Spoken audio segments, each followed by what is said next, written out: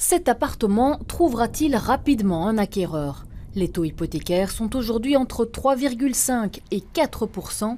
Il y a à peine un an, ils avoisinaient les 1,5%. Une hausse qui n'a jamais été aussi rapide en si peu de temps. Et si aujourd'hui les taux sont si hauts, c'est pour calmer l'inflation. Si emprunter coûte plus cher, il va y avoir moins d'emprunts.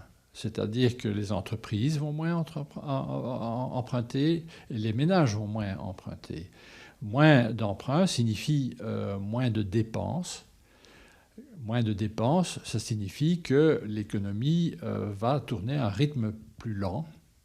Et c'est ce que recherche la Banque centrale européenne, c'est ralentir l'économie pour faire baisser l'inflation. Une augmentation des taux qui se répercute sur les demandes de crédit hypothécaire. Pour l'instant, ce qu'on observe surtout, c'est un refroidissement important du marché, c'est-à-dire qu'il y a de moins en moins de transactions. Et par exemple, les demandes de crédit sont en très forte chute. Donc, il y a 50% de demandes de crédit en moins qu'à la même période il y a un an. Donc vraiment un refroidissement important du marché. On n'observe pas encore de très grandes conséquences sur les prix, mais on commence à voir des premiers signes. Et les premiers signes se font surtout sentir sur les biens les plus chers. Ce sont eux qui sont susceptibles de voir leur prix diminuer. Pour les biens moins chers, vous aurez des gens qui étaient prêts à acheter des maisons chères qui vont se tourner vers les maisons un peu moins chères. Donc la demande pour les appartements et les maisons bon marché ne va pas diminuer immédiatement. C'est surtout les biens les plus chers qui vont souffrir les premiers, dont les prix risquent de baisser le plus vite.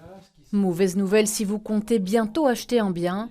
Les taux ne sont pas près de revenir aussi bas qu'il y a un an. Globalement, on n'est pas loin du point haut, donc on ne peut pas exclure qu'on arrive vers les 4% de référence à 20 ans en moyenne, mais ce n'est pas qu'on va monter à 7 ou 8 ou 9%. Par contre, ce qui est sûr, c'est qu'on ne va probablement pas diminuer, en tout cas pas dans les prochaines années. On est dans une nouvelle norme avec une inflation très élevée et la Banque centrale a déjà communiqué sur le fait qu'elle ne comptait pas du tout rebaisser ses taux d'intérêt. Autre conséquence de la hausse des taux, les refinancements de crédit, très prisés ces dernières années, sont eux aussi en diminution.